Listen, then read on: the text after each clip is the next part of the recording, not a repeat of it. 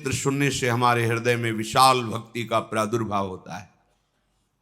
द्वादश महाभागवतों में भीष्म जी महाराज बड़े ही महामहिम प्रभु श्री कृष्णचंद्र के अनन्य भक्त हैं और ऐसी सत्यनिष्ठा किसी भगवत स्वरूप महात्मा में ही पाई जाती, अन्यथा नहीं। अमोघ वचन, जो निश्चय कर लिया वो प्राणपन से निर्वाह किया, जिनके जीवन में सत्य ही सत्य है। कल आप प्रसंग सुन रहे थे, शास्त्रों अश्वमेध यज्ञ राजसू यज्ञ आदि करके तपोधन महाभिष नाम के राजा ब्रह्मलोक को प्राप्त हुए। ब्रह्मलोक सभा में वो विराजमान थे। भगवती गंगा जी पधारी तो वायु देवता ने उनके अंचल को खिसकाया, जिससे समस्त वहां विराजमान ब्रह्म सभा में अपनी ग्रीवा झुका ली। पर महाभिष गंगा जी को देखते रहे और गंगा जी महाभिष को। इसलिए ब्रह्मा जी ने उन दोनों से कहा कि तुमने ये मानुषिक वृत्ति धारण की, ये ब्रह्मलोक सभा में विराजमान के अंदर ऐसी वृत्ति नहीं होती, इसलिए तुम मनुष्य लोक में जाओ, मनुष्य बनो जाकर। पीछे वर्णन किया था कि ये सब गंगा जी का ही रचा हुआ विधान था, क्योंकि अष्टवसुओं ने वशिष्ठ जी के शाप से मनुष्य लोक में जन्मने की बात गंगा जी से प्रार्थना की थी कि मुझे और कोई साधारण स्त्री अपने गर्भ में धारण नहीं कर सकती, हे माँ आप कृपा करो और मुझे अपने गर्भ में धारण करो। तो गर्भ में धारण करने वाले पिता का चयन ब्रह्मलोक में विराजमान महाभिष के रूप में श्री गंगा जी ने किया। वही भूतल पर प्रतीप राजा के पुत्र महाराज शांतनु के रूप में प्रकट हुए ब्रह्मलोकवासी महाभिष राजा। यम यम कराभ्याम स्पृशति जीर्णम सा सुखमश्नुते पुनर्युवाच भवति तस्मात् तम शांतनुम विदु इति तदस्य शांतनुत्वम। बड़े बड़े ब्रह्म ऋषियों ने इनके प्रभाव को ज्योतिष के द्वारा देखा। यम यम कराभ्याम स्पृशति, जिसको ये छू लेंगे हाथ से तो जीर्णम सा सुखमश्नुते, भले उसकी जीर्ण अवस्था हो वो तुरंत जवान हो जाएगा और सुखपूर्वक पूरा जीवन रहेगा, उसे कभी अशांति छू नहीं सकती, परम शांति बनी रहेगी। इसीलिए इति तदस्य शांतनुत्वम, इनका नाम शांतनु रखा गया। बड़े ही प्रभावशाली बाल्यावस्था से ही थे। जब इनकी नौ किशोर अवस्था थी तो महाराज प्रतीप ने अपने पास बैठाल करके कहा कि मुझे जब मैं तपस्या कर रहा था हरिद्वार में तो एक देवी प्रकट होकर मेरे से बात कही थी कि जब तुम्हारा पुत्र यौवन अवस्था को होगा तो मैं समीप जाऊंगी, पर वो हमसे कभी कोई प्रश्न ना करे, वो तुम्हारे कल्याण के लिए है। ध्यान रखना, तुम्हें यदि कभी दिव्य सुंदरी नवयुवती मिले और तुम उसके रूप से प्रभावित हो जाना तो जान लेना ये वही सुंदरी है। पर यच्च कुर्यान्न तत्कर्म सा पृष्ठव्या त्वया नघ मन योगाद भजंतीम ताम भजेथा इत्युवाचतम। वो जो कार्य करे कभी प्रश्न मत कर देना, कभी पूछ मत लेना कि तुमने ऐसा क्यों किया। यदि तुम पूछ लोगे तो उसी समय वो तुम्हारे पास से चली जाएगी। मेरी आज्ञा है, वो कौन है, क्या कर रही है, कहां से आई है, कहां को जाएगी, ये कोई प्रश्न तुम्हारे नहीं होने चाहिए, ये मेरी आज्ञा है। ऐसा शांतनु जी को प्रतीप उनके जो पिता थे उन्होंने समझाया और उसी समय उनको राज्याभिषेक करके एकांत जंगल में निरंतर भजन करते हुए भगवान को प्राप्त हुए। बुद्धिमान परम प्रतापी परम तपस्वी राजा शांतनु देवराज इंद्र के समान तेजस्वी थे। एक दिन प्रजा रक्षा के लिए रुग्ण और हिंसक, जिनके जीवित रहने पर प्रजा में संक्रामक रोग फैल सकता है, ऐसे पशु और जो घोर हिंसा स्वभाव वाले हैं, ऐसे पशुओं को प्रजा रक्षा के लिए मारने के लिए वो वन में जाया करते थे। एक दिन उन्होंने गंगा के किनारे ही भ्रमण कर रहे थे, देखा अपने तेज कांति से मानो कई सूर्य एक साथ उदय हो गए हों। ऐसी तेजस्विनी नवयुवती सुंदरी लक्ष्मी जी के समान ऐश्वर्य और सुंदरता से युक्त धीरे धीरे महाराज शांतनु के समीप आ रहे। उनके सारे अंग निर्दोष गौर वर्ण, ऐसा मोहिनी सुंदर रूप, उस पर बड़ी ही दिव्य साड़ी धारण किए हुए। देखते ही राजा शांतनु का शरीर स्तब्ध हो गया। ऐसा रूप तो कहीं सुना भी नहीं था जैसा रूप देखा। आश्चर्यचकित हो गए। थोड़ी देर के लिए दोनों नेत्र अपलक हो गए, पलक झपना बंद हो गई, मानो मूर्ति खड़े हो। ऐसी दिव्य कांति, ऐसी दिव्य सौंदर्य सुधा समीप आकर के महाराज शांतनु की तरफ सांत्वना देते हुए बोले, आप धैर्य धारण कीजिए, मैं आपकी ही सेवा के लिए आया हूं। तब इनमें साहस हुआ बात करने का। शांतनु जी ने कहा, मैं देख करके ही बता रहा हूं कि तुम कोई दानवी, गंधर्वी, अप्सरा, यक्षी, नाग कन्या या मानवी हो ही नहीं सकती। त्रिभुवन में ऐसी कोई सुंदरी नहीं है। मुझे पता है, क्योंकि ब्रह्मलोक से सीधे आए हैं तो सब कुछ पता है। इनकी स्मृति, इनका ध्यान, इनकी तपस्या इतनी जोर की है कि ऐसी सुंदरी तो हमने देखी ही नहीं। पर मैं तुमसे प्रश्न नहीं करूंगा कि तुम हो कौन, बस मेरी याचना है कि मैं आपका संग चाहता हूं। जब शांतनु जी ने ऐसी प्रार्थना की तो मधुर मुस्कान युक्त महायशस्विनी त्रिपथगामिनी भगवती गंगा जी उनके ऐश्वर्य की वृद्धि के लिए उनसे कहा, यत्तु कुर्यामहं राजन शुभम वा यदि वा शुभम ना तद वारयितस्यामि न वक्तव्या तथा प्रियम। मैं आपका संग स्वीकार करती हूं, आप इस योग्य हैं, पर मैं कभी बुरा से बुरा करूं या भला से भला करूं, आप कभी प्रश्न नहीं करेंगे। कार्य में आप रोकेंगे नहीं, किसी कार्य में मुझे कभी अपरिवचन नहीं बोलेंगे। जिस समय अपरिवचन या कोई प्रश्न, उसी समय मैं आपसे विलग हो जाऊंगी। निश्चय मेरी ये शर्त है, यदि आप स्वीकार करें तो फिर मैं आपका संग स्वीकार करती हूं।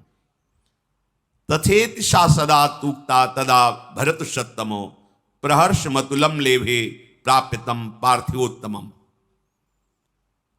शांतनु जी ने कहा, तथास्तु, जैसा तुम चाह रहे हो वैसे ही हमारे आचरण होंगे, हम तुम्हारी शर्त स्वीकार करते हैं।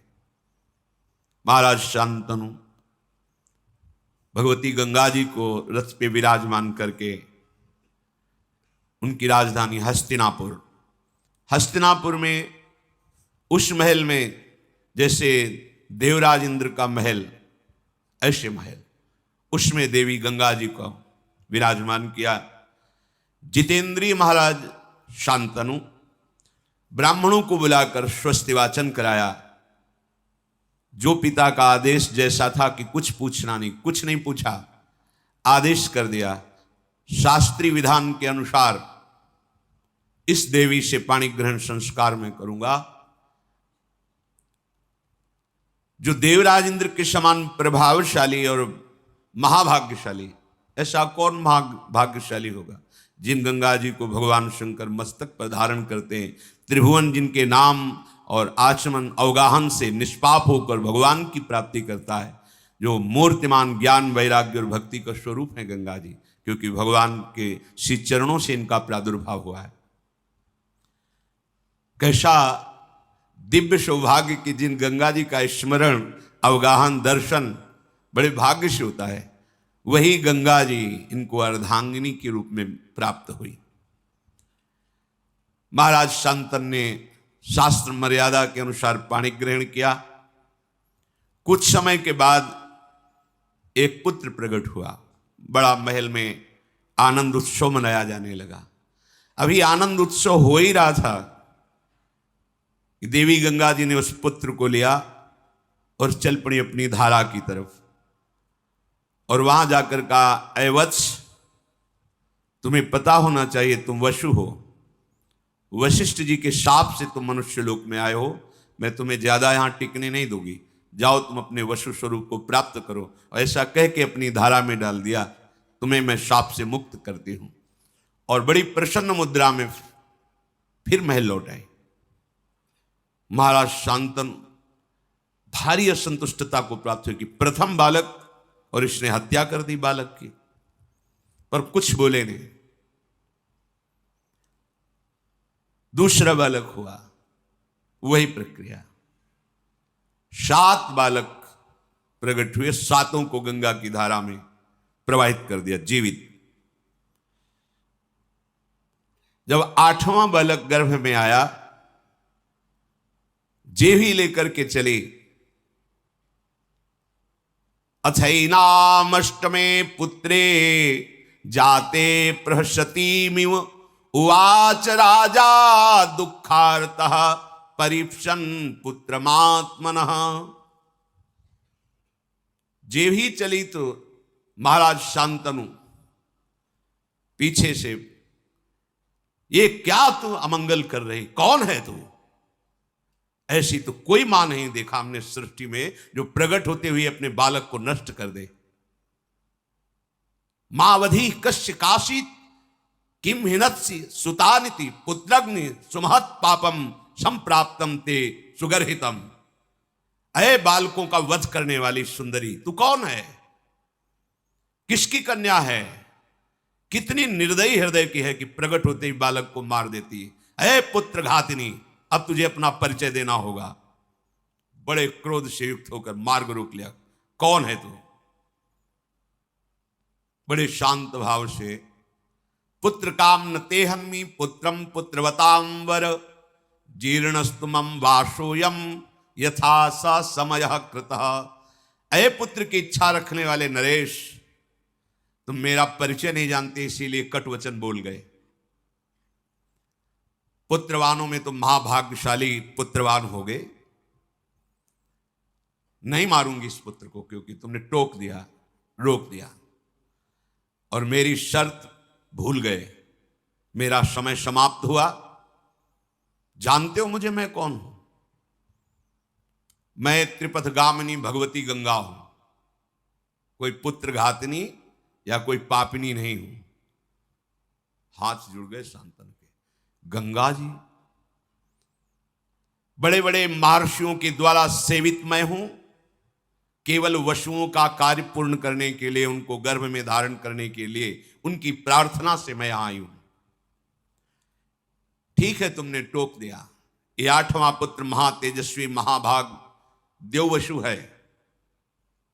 वशिष्ठ जी के शाप से 7 तो मुक्त कर दिए, 8वें को तुमने रोक दिया। अब ये यही रहेगा, आजीवन मृत्युलोक में रहेगा। तुम्हारे सिवाय ऐसा त्रिभुवन में कोई राजा नहीं जो मेरा संग कर सके। तुम वसुओं के पिता हो। मानवीय सृष्टि में ऐसा कोई है नहीं कि इन वसुओं को गर्भ में धारण कर सके। अतः इन वसुओं की प्रार्थना से इनकी मां बनने के लिए मैंने मानव शरीर धारण करके तुम्हारा संग किया। मैंने पहले ही कह दिया था वसुओं से कि तुम्हारे जन्म होते ही तुम्हें मैं मुक्त कर दूंगी। ये वसु हैं, कोई और नहीं है। मैं पुत्र घातिनी नहीं हूं। इनको शाप से मुक्त किया है। महान व्रत का पालन करने वाले तुम्हारे इस पुत्र को मैं भी तुम्हारे पास नहीं छोड़ूंगी। इसमें 8 वसुओं का अंश है। ये जब संपूर्ण विद्याओं में कुशल हो जाएगा तो तुम्हें स्वयं मिल जाएगा। आप निश्चिंत रहना। जब ये बालक मिले तो इसका नाम देवव्रत गंगादत्त, ऐसा नाम पुकारना। गंगा जी ने महाराज शांतन को जो अपना परिचय दिया तो अवाक हो गए। मेरी पत्नी के रूप में भगवती गंगा जी थी। अगर पहले बता देते तो शायद उनकी साहस वृत्ति इतनी ना पड़ती।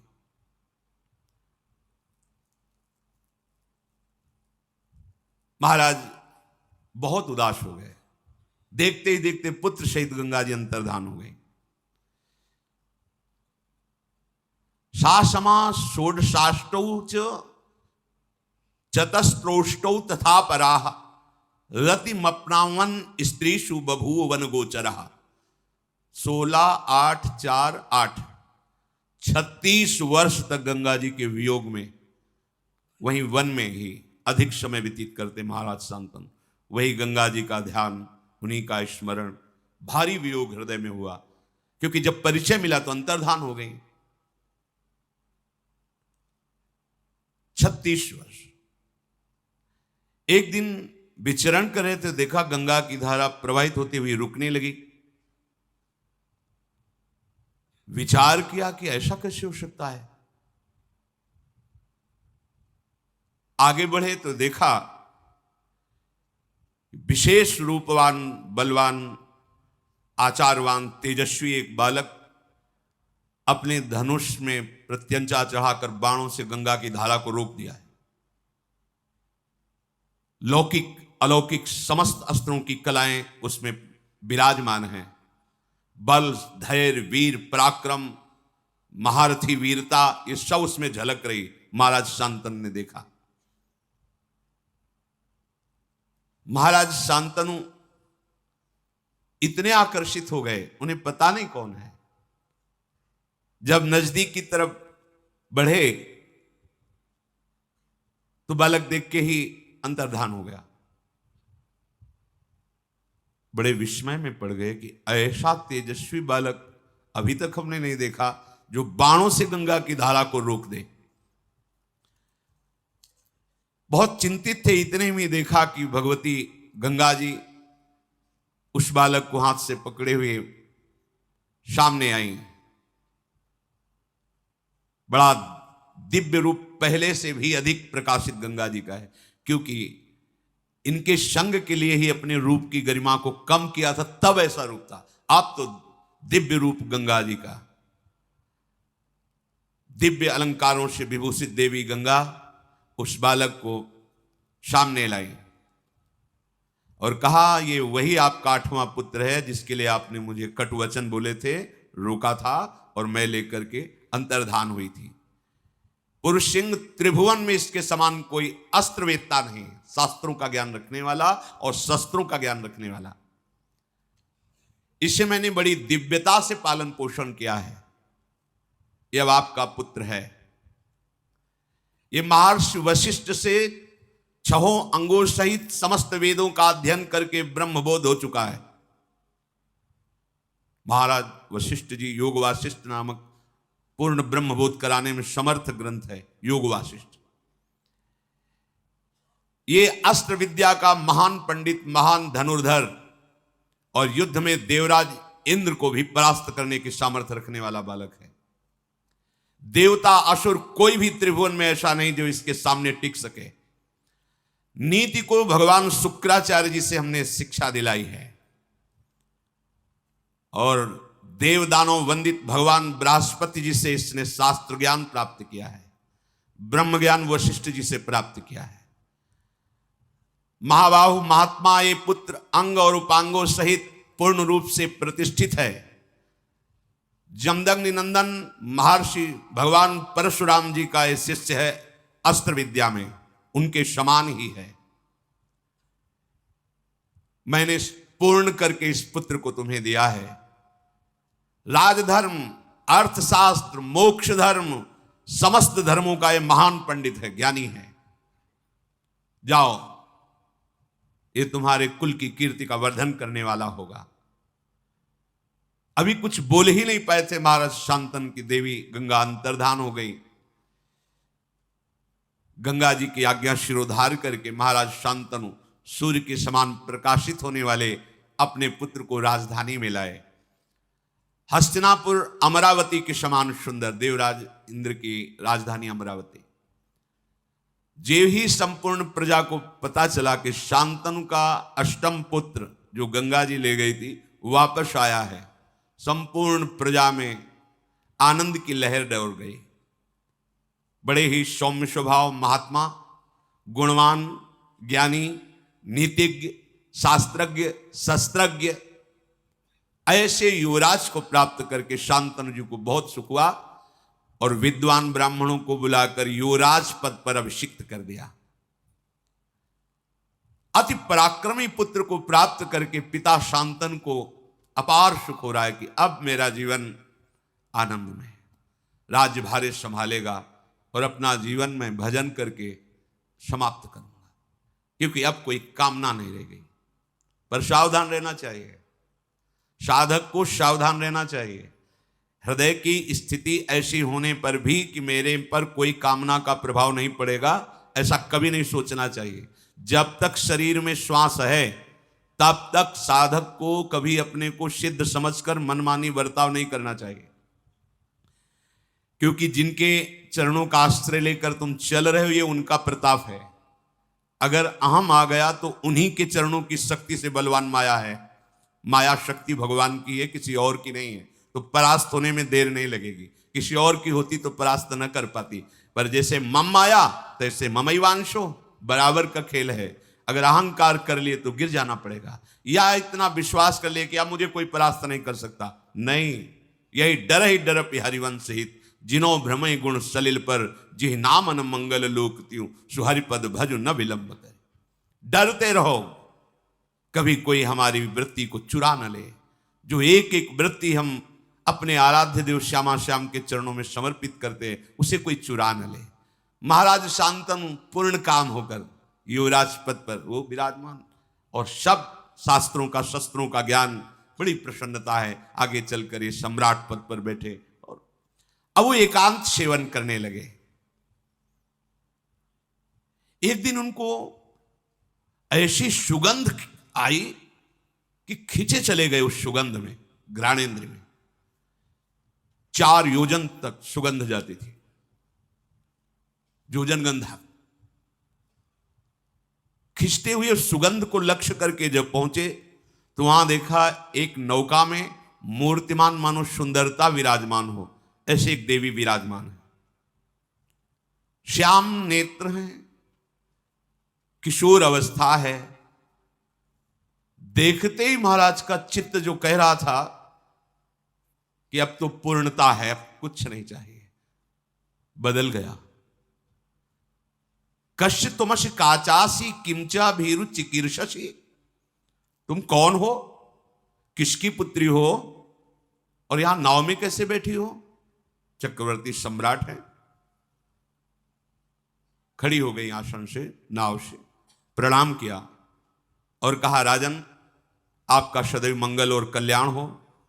मैं निषाद की कन्या हूं और मेरे महामनस्वी निषाद जो पिता हैं वो बिना शुल्क लिए यहां से आने जाने वाले ऋषियों की या जो भी आए जाए निशुल्क हम नौका की सेवा करती हैं।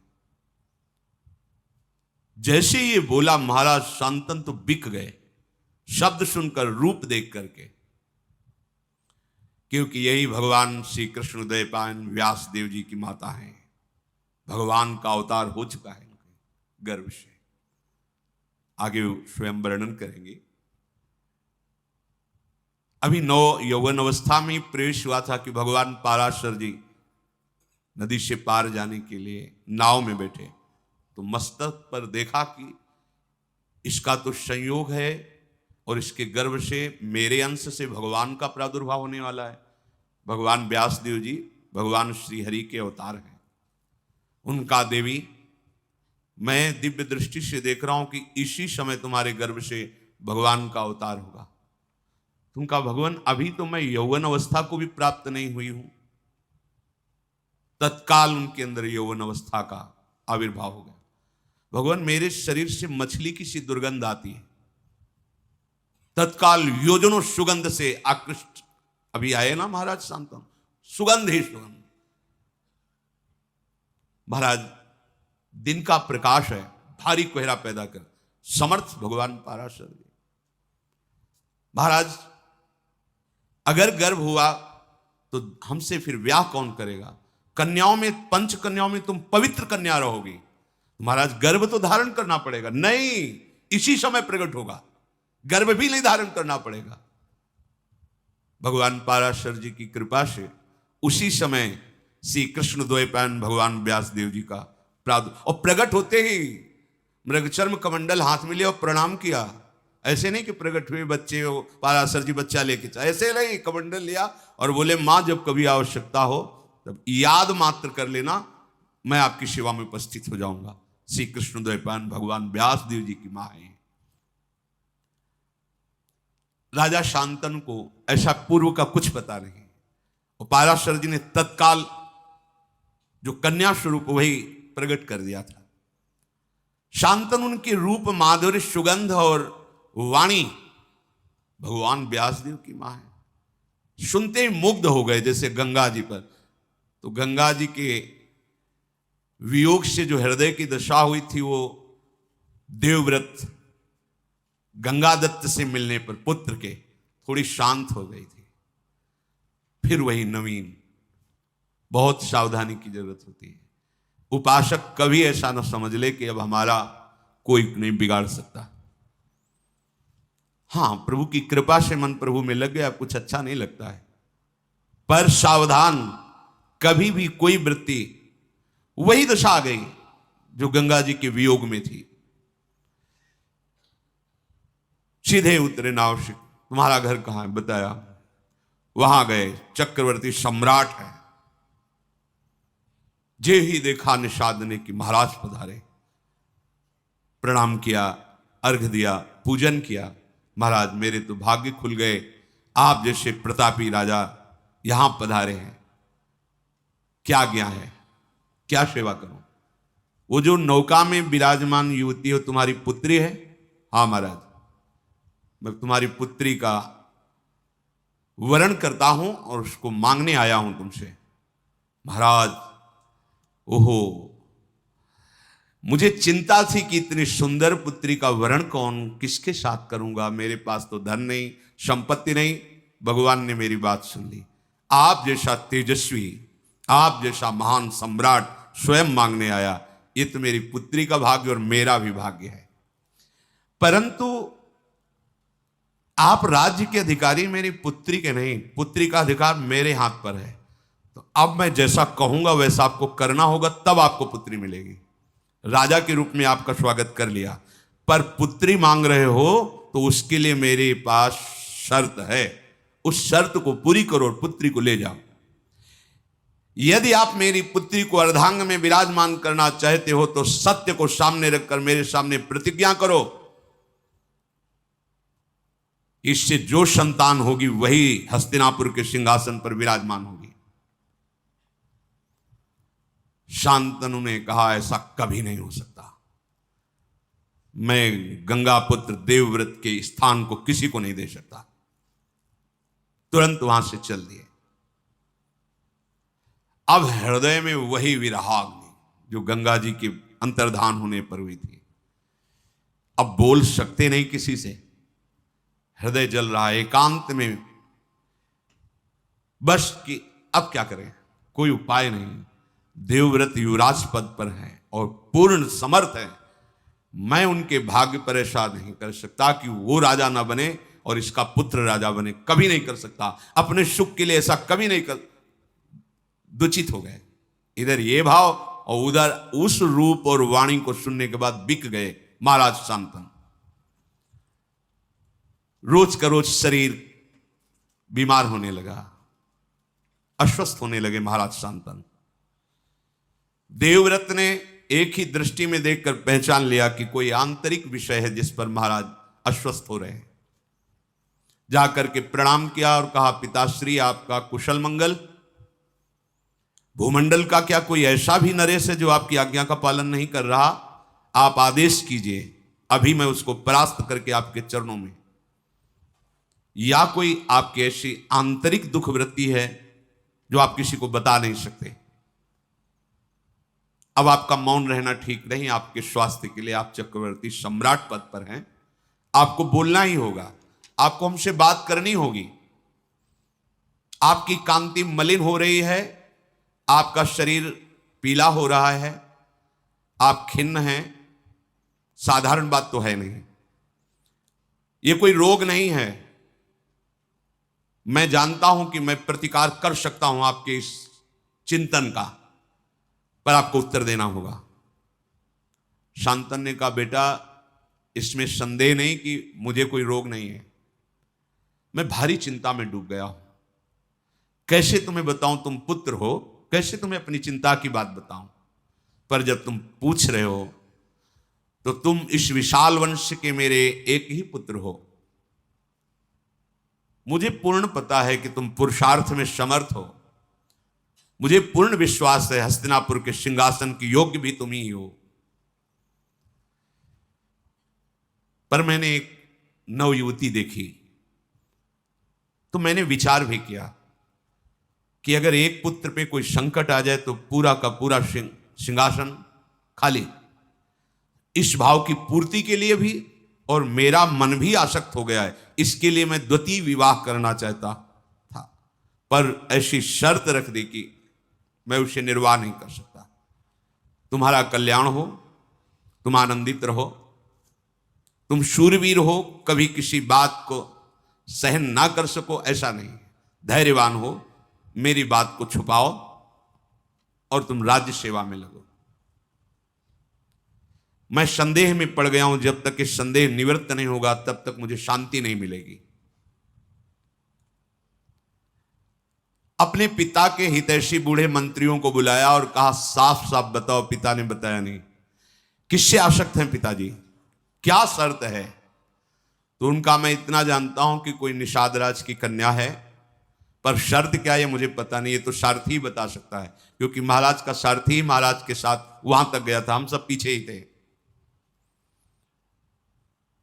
देवव्रत जी ने पिता के सारथी को बुलाया और प्रणाम किया, क्योंकि पिता के ही तुल्य सम्मान नहीं होता है, और कहा, महाप्राज्ञ अर्थात तुम परम ज्ञानी हो, जो मैं पूछ रहा हूं पिता के हित के लिए, राजा के हित के लिए पूछ रहा हूं, सत्य बोलना। किससे मेरे महाराज का अनुराग हो गया है? तुम सत्य परिचय बताना, और क्या शर्त है? उनका, महाराज वो कोई राजकुमार की कन्या नहीं है, राजा की कन्या नहीं है, वो एक धीवर की कन्या है, पर इतनी सुंदरी है कि मैंने भी ऐसी सुंदरता नहीं देखी। आपके महाराज ने जाकर के मांगा स्वयं कि मुझे पत्नी के रूप में वरण करने के लिए अपनी कन्या दे दो, तो उसने शर्त रख दी कि इसके गर्भ से जो पुत्र होगा वही हस्तिनापुर का सम्राट पद स्वीकार करेगा। आपके पिताजी वहां से तुरंत चल दिए कि मैं ऐसा कदापि नहीं कर सकता। इसके बाद ऐसी दशा को प्राप्त है, अब आपको जैसा उचित लगे। देवव्रत ने समस्त वृद्ध मंत्रियों को बुलाया और भी विशिष्ट अधिकारियों को, क्योंकि युवराज पद पर हैं, और बिना सूचना के अपने पिता के सारथी को लेकर वहां पहुंचे निषाद के घर में। जो ही निषाद ने देखा कि देवव्रत अपने मंत्रिमंडल के साथ पधारे हैं, विधिवत पूजा करके पृथ्वी पर माथा रख करके प्रणाम किया और कहा, आज मेरे भाग्य खुल गए कि आप गंगा पुत्र देवव्रत हमारी कुटिया में पधारे, अहो भाग्य। उन्होंने कहा, यहां मैं पूजा स्वीकार करने नहीं आया, याचना करने आया हूं। क्या शुल्क रखा है आपने अपनी पुत्री के लिए? जो भी चाहोगे मैं तुम्हें दूंगा, पर मेरे पिताश्री के लिए तुम्हारी ये कन्या चाहिए। महाराज, वो तो स्पष्ट मैंने कह दिया था कि हमारी पुत्री के गर्भ से जो पुत्र होगा वही राज सिंहासन पर बैठेगा। और महाराज शांतनु के आप अकेले पुत्र हैं, शस्त्रधारियों में श्रेष्ठ हैं, आपके सामने कोई टिक नहीं सकता, मुझे पता है। तो भला मैं अपनी पुत्री के पुत्र की रक्षा के लिए ऐसा वरदान क्यों ना मांगूं? कहीं आपकी भ्रकुटी बिगड़ गई तो? ये कन्या मेरी नहीं है, ऐसा मत समझना कि निषाद की कन्या है। ये आर्य पुरुष की संतान है, ये गुणों में आपके समान है, जन्म भी आपके समान ही महापुरुषों से हुआ इसका। मछली के उदर में सत्यवती जी को निकाला था निषाद ने, इसलिए पिता कहे गए। सत्यवती की योग्य अगर भूमंडल में है तो केवल महाराज शांतनु ही है, मुझे पता है, पर मैं बिना शर्त के नहीं दे सकता। इस शर्त का तुम्हें पालन करना होगा, क्योंकि मुझे पता है यदि आप गुस्सा हो गए तो आपका शत्रु चाहे गंधर्व हो या देवता हो या कोई दैत्य हो आपके सामने टिक नहीं सकता। फिर सत्यवती का बालक अगर कोशिश भी करेगा तो राज सिंहासन के समीप भी नहीं पहुंच सकेगा, क्योंकि आप जैसा महारथी है। इसलिए मैं अपनी पुत्री नहीं दे सकता जब तक आप या आपके पिता ऐसा वचन नहीं देते।